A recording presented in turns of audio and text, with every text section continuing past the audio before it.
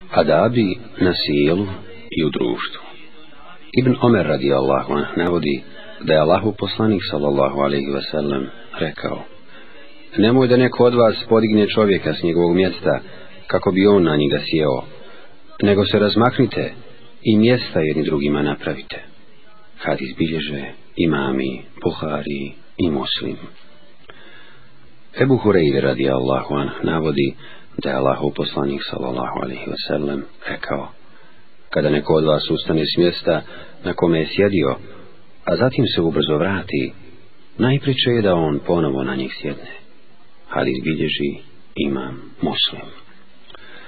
Ebu Hureyre radijallahu anh navodi da je Allahu poslanik sallallahu alejhi ve sellem rekao: ko se nađe na nekom sjelu pa bude puno i beskorisno pričao, a zatim prije nego što ustane rekne: Gospodaru moj, neka je tebi slava i hvala, vjerujem da nema drugog Boga osim tebe, molim te za oprost i te obuti činim, bit ćemo oprošteni mali grijesi počinjeni na tom sjelu.